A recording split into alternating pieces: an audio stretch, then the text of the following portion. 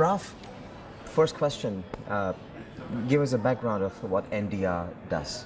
NDR is part of the ARD network in Germany, which is one of the biggest public broadcasting networks worldwide, actually. Mm-hmm. Do we have a presence in this region of the world? We have correspondent offices in Asia, in Tokyo, Singapore, Beijing. Uh-huh. But audience, how do we consume your content in this region of the world? Well, you wouldn't actually. This is, of course, German television, basically. Deutsche Welle is the foreign broadcaster, which is an affiliate, but it's not really part of ARD. So I see. So is this your first time attending ASD? No. I've been here regularly. Yeah, this is the 7th edition. So what do you make of this market? I mean, how efficient is this marketplace for you? For me, it's very important because my field of responsibility is I'm commissioning editor for discovery programs, wildlife programs. So it all takes place in foreign countries. Uh-huh. It's films about the different and most remote regions of the world, people's lifestyles, people and places, stuff, and of course wildlife. So that's international by nature. So we do co-produce a lot, and we do produce ourselves a lot in those countries. So I'm looking both for content, for co-production opportunities, also for stories actually. Day 4 already, any deals made on this particular event? Yes, just yesterday I came across a very promising young lady who will produce for us in Borneo. Ah, the Malaysian wildlife. I see. So what are the potential for documentaries from this part of the world? Because that's why ASD took place. Well, I am also looking after the more investigative stuff. That's not my personal field, but I bring them home, of course, and give them to my colleagues. And well, since Asia is so important and so, such an important market, which is developing so quickly. Of course, we have a close look at what happens here, and every once and again. So these films are being co-produced by ARD.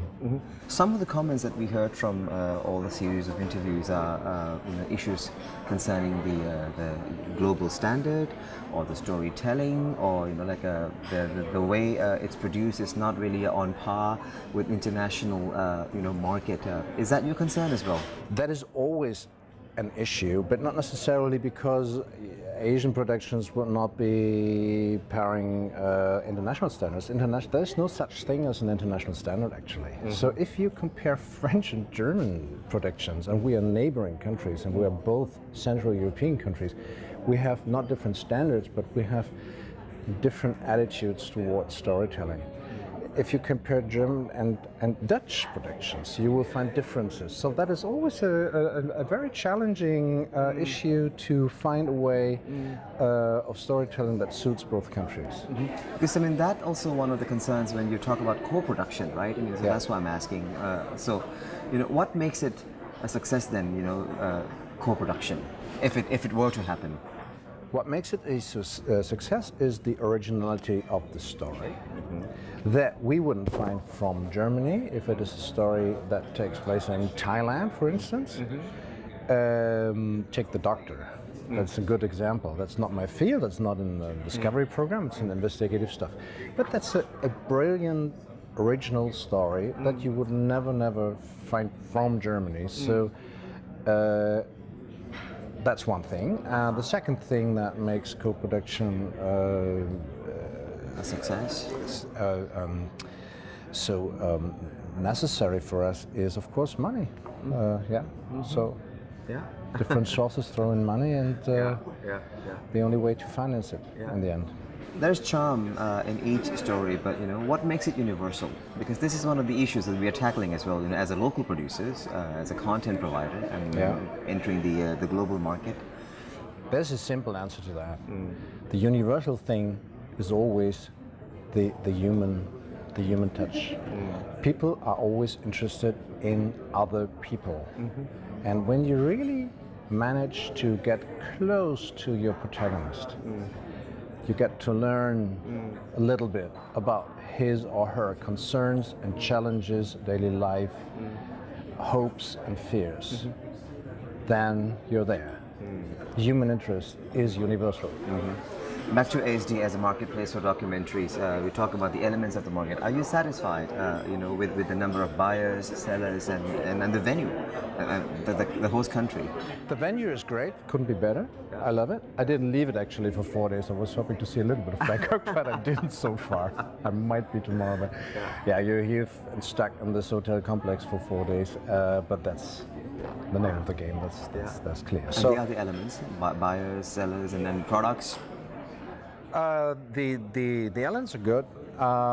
It's a little lower in terms of numbers, but for a clear reason, because they had to change the date, of course. So usually it would have been in spring, and now it's fall, and it's just MIP is over, and World Congress is before. Is in 2 weeks' time or 3. So it's a little bit lower in terms of numbers. So I'm one of the few Europeans. That's a slight disadvantage, but I'm not complaining. And Bangkok as a host city for this event? I haven't seen it so far. In terms of a hub of documentaries? As a hub of documentaries, it seems to be brilliant. You can travel in easily, so there's no visa issue for most of us. And it has a perfect infrastructure. And I'm really very much looking forward to seeing how the Thai television and producer scene is ticking, because this is my first direct contact with them. Looking forward to welcoming you back. All right. Thank you. Thank you, Ralf. Thank you.